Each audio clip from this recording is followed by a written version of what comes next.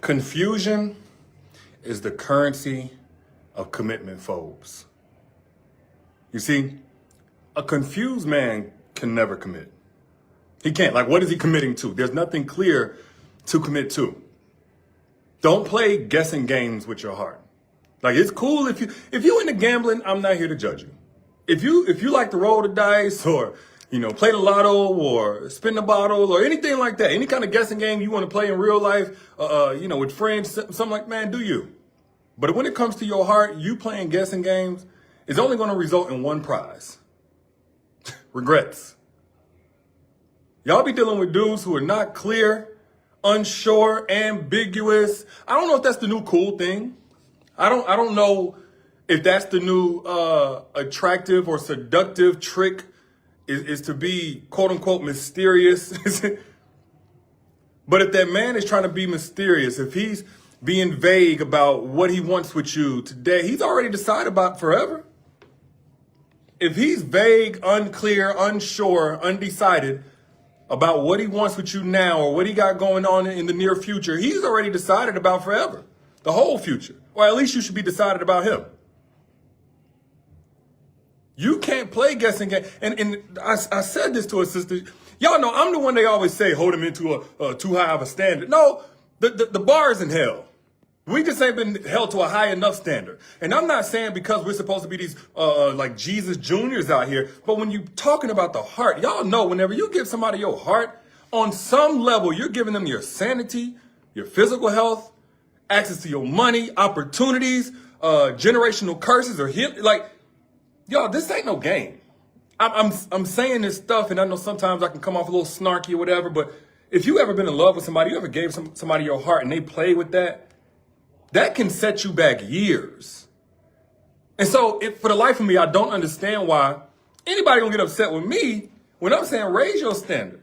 Not just that a man don't beat on you or cheat on you or call you the B word, but it should be a deal breaker if that man is undecided about you even after 3 or 4 months. Actually, I would say 3 or 4 weeks, but let's just go 3 or 4 months of quality time spent with you.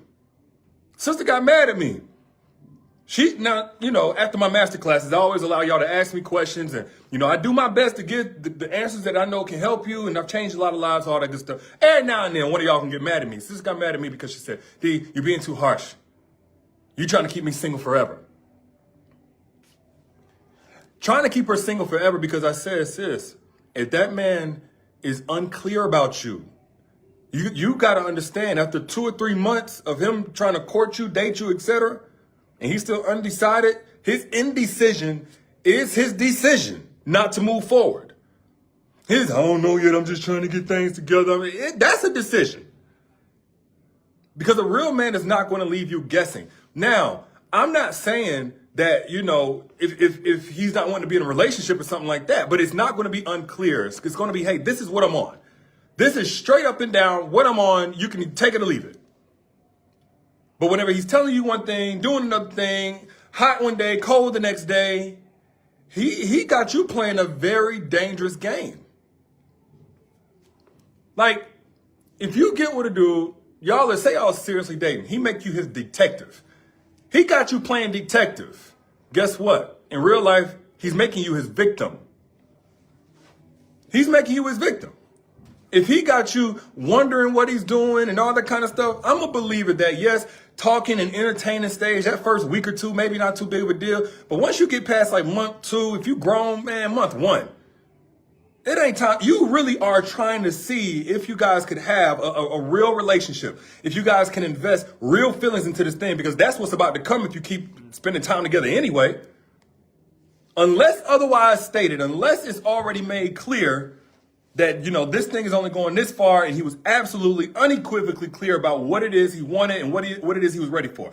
Other than that, at a point, y'all need to be practicing transparent communication. Let me give you an example. So a man who's serious about you is going to be clear. If he's going into a meeting for a couple of hours, he'll take the 10 seconds, 30 seconds it takes to say, hey, going to be in the meeting for 2 hours. I'll call you right after. Going to be in the meeting 2 hours. I'll talk to you later on. He may not put it on the Google Calendar, but he gonna let you know to some degree, hey, look, whatever time we normally talk is gonna be different for the next however long. As opposed to when you're dealing with a guy, y'all are talking at the same time every day, or y'all, you texted him or called him just like you normally do, and he wait until 6, 7, 12 hours later, sometimes 24 hours later, and then be like, hey, I was busy. Y'all ever had somebody play with you, ignore you, go missing, and then after the fact say, hey, I was busy? They wasn't busy when they could have told you that when they was about to do whatever they was doing, but already signaling that he's going to have you playing detective. He's going to be confusing you. He's going to have you guessing. Real men do not have you guessing. Even if they don't want you, they won't have you guessing. Even if they just want friendship, a real man's not going to have you guessing. And when I say real, I always like to be contextual whenever I say a real man, because that's subjective, and some people think a real man is just a man who has no backbone. No, I'm talking about a man who has real intentions, who has real values. When I say real, I'm saying he's not coming to play some manipulative power struggle type of game with you. If he wants you, he's making it clear he wants you. If he doesn't see this going anywhere, he's making it clear he doesn't see it going anywhere. His actions and his words are going to align. He lets you be a big girl and choose what it is you want to do next. That's what I consider a real man here. He has real intentions. A real man is not going to have you guessing. Because if a man knows his worth, he's never going to feel the need to test yours or try to decrease yours. You see, we don't talk about men knowing their worth enough. Let me tell you something. As a woman, you want a man who knows his worth, because that's the kind of man that you can trust to be authentic. That's the kind of man you can trust to tell you what it is, even if you may not like it. Of course, with respect. Of course, with some level of decorum. But instead of getting a man who just try to say whatever he think you want to hear, or, people pleasing or anything like that, the man who knows his worth is not going to have you. At least you know what you're dealing with. You see, I used to talk to dudes all the time like, hey, man, y'all always feeling resentful towards women because they want the bad boys. The thing with the bad boys is a woman don't have to guess what she getting herself into. A lot of y'all self-proclaimed good men that women look over are really covert narcissists. Y'all entitled, feminine. You think that you better than everybody because you grew up in a certain type of household, got a certain type of education, or now you finally got you a good paying job. I'm a good man. No, you're not. You're faking. You're faking. And a real sinner is always better than a fake saint. Instead of having to try to make you wait for 3 days or 2 days, or you get him upset and he try to make you wait to hear back from him or whatever. A real man's going to be like, hey, look, this is where I'm at on talking to you. I'm either uncomfortable or I'm upset or whatever the case may be. He don't leave you guessing. He's not trying to test you. And I'm going to be real with y'all. If a man can go 24 hours without talking to you, y'all ain't seriously dating. Now, again, if y'all just casual, if it's understood, y'all are cool, but y'all ain't like that, hey, absolutely do your thing. I'm not here to judge nobody. I'm wanting to speak to those of you who are saying, this is a man I want to put my heart in the hands of, and he said, okay, I'm ready for that. I want that. Be very mindful about how much guessing you got to do to feel confident about that man's intentions, because real men are not going to have you guessing, because real men understand that, a woman that's got to guess is a woman that can't fully open herself up, a woman that can't fully trust, a woman that doesn't feel safe. And if she's not safe, she definitely ain't about to provide him no peace like we always say that we want. When a real man is dealing with you with real intentions, he's going to discuss the future with you naturally. You ain't got to ask him what's going on, where are you guys going, headed, what are his intentions. Like if it's marriage, if it's children, if it's moving, if it's whatever it is, you're not going to have to sit there and badger this man to tell you what it is he sees in his future. He's going to be very clear. Any kind of decision that could possibly impact you, that's a natural curiosity if you're dating somebody seriously. Timeline, what it is that he wants, how he sees his family unit coming together per his vision, et cetera, et cetera. As opposed to a man that sit there, we'll see, let's just see how it goes. Let's just go with the flow. What flow? You're 45 years old. What are you talking about? Go with the flow. You done flowed. You done flowed. You done. You're either in the lake or not. Like we ain't doing no flowing. You either in the lake or not. Ain't no will, all that vague language. It's another way to keep you on standby while getting you to put out. That makes sense to anybody? We'll see, no. That's got to be included in y'all deal breakers too. Again, like I said, confusion is the currency of commitment phobes. Confusion is the currency of commitment phobes. Saying this, but not doing this, underwhelming, misaligned. I would even add in there, if y'all are supposed to be seriously dating, there's no reason that man should have a roster. Can we stop normalizing rosters in the space of seriously dating? If you got a roster because none of them have passed the 1 date, 2 date mark, cool. If you got a roster because you just met this person, you ain't even had a decent conversation with him, fine. There's no reason that man should have a whole roster and you done met his mama. He you know what I'm saying? He taking pictures of you or posting or letting you post, like he done went up in you without no protect. Come on, man. Y'all know I'm gonna get real grown here. If y'all are pursuing relationship, if y'all have made it in any way indicating you're trying to pursue relationship. Now, if y'all just doing y'all, if y'all just touch bases on that kind of level every now and then, that's your business. Because there's clarity there. But if that man is saying anything along the lines of, I want a real relationship, I think you could be the one, I think this, that, and the other. Yeah, I think this, that, and the other. No, ain't no roster. Roster for what? Those are just soul ties he ain't ready to cut. Those are soul ties. You see, when a man is serious about, not before he even meets you, he's going to be serious about what role he would even like to place you in.